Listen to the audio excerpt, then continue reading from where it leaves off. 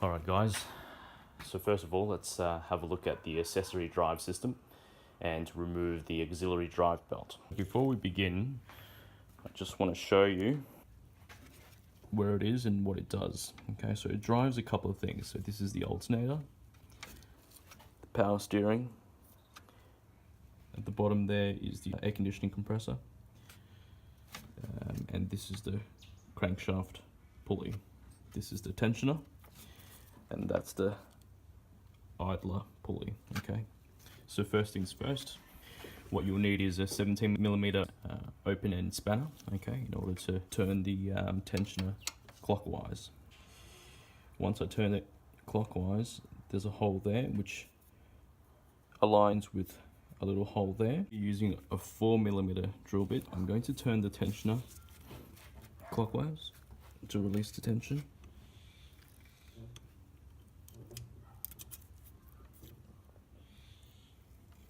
And insert the drill bit.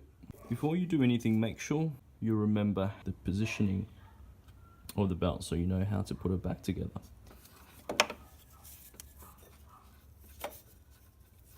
Because I'm going to be getting access to the timing belt, I'm going to remove this tensioner by these 3 bolts there, and I'll be taking out the drill bit.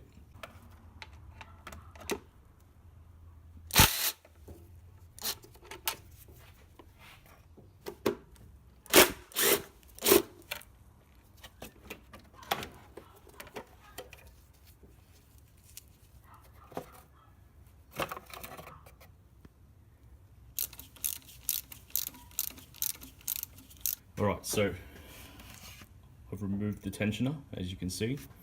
I've also removed the upper cover of the timing belt, and I've also, with the 19mm socket and rotating the crankshaft clockwise, I've managed to align the camshaft with the timing marks, as you can see there.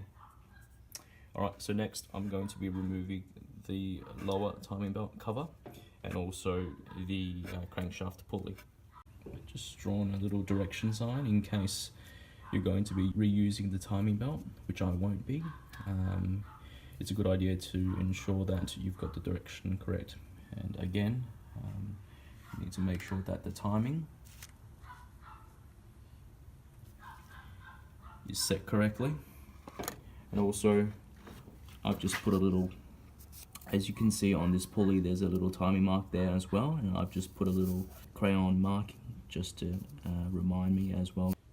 Okay, so this is the crankshaft sprocket, that's the tensioner, the idler pulley, that's the crankshaft sprocket, and this is the water pump sprocket.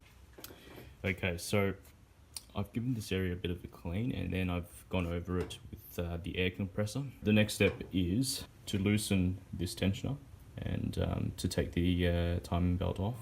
Alright guys, this is the tricky part. So what I need to do now is I need to insert a 8mm Allen key and then rotate the tensioner hub anti-clockwise slowly, enough to compress the hydraulic piston, which you can see right there. And then once that piston is compressed, I need to insert this Audi locking plate. Tool number is T10008 into the top of the housing right there,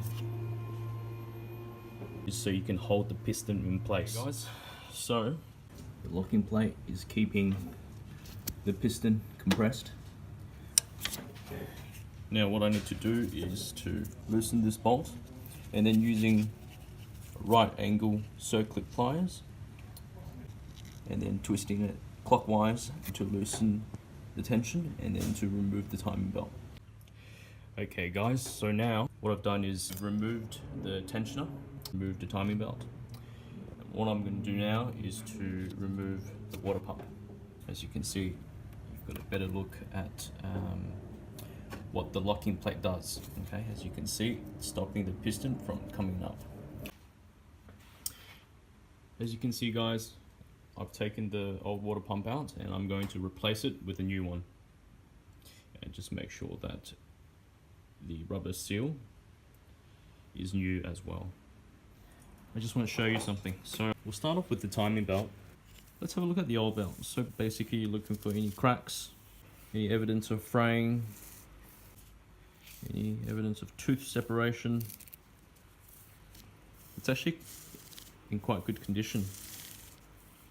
But if you look closely, I'm not sure whether you can see or not, but it is getting kind of old.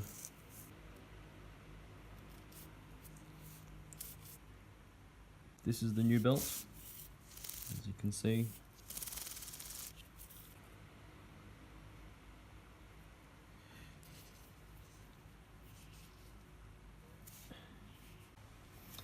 So this is the auxiliary belt. Okay, so it's from Rhino Auto Parts.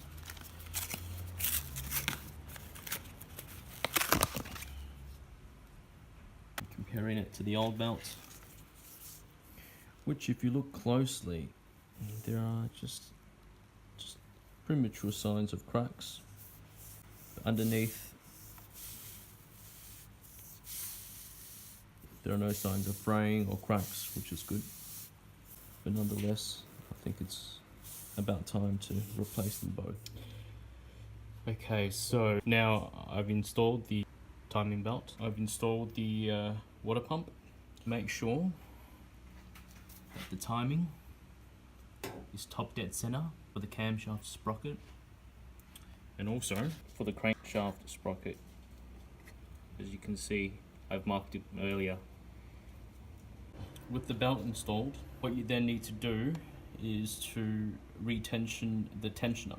You need to grab some right angle pliers. You need to then turn counterclockwise. That will ensure that the piston is nice and compressed, so you can remove the Audi locking plate, which I had on earlier. Then you need to allow a 6 to 10 millimeter clearance. This is an 8 millimeter drill. It needs to be able to accommodate this drill bit. Once you know your timing is correct, turn the engine over at the crankshaft, 2 revolutions, and if it's still in time, then I think it would be safe to then reassemble everything. Just ensure that this is torqued down to 27 Newton meters, okay, and to make sure there's enough gap right there as mentioned before. And the water pump as well, make sure it's torqued down properly. I'll talk to you guys once I have everything put together.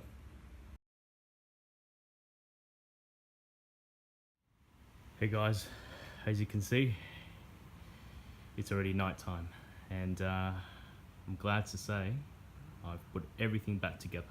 Everything is in where it belongs. Put the wheels back on.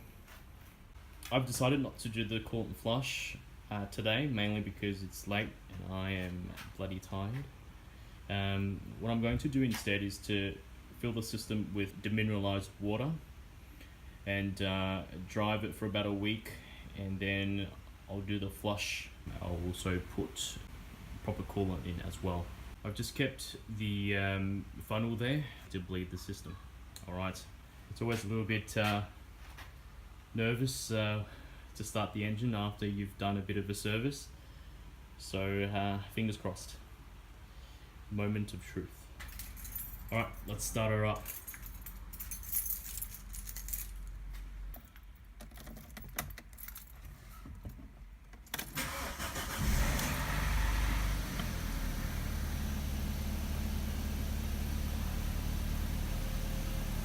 So far, so good.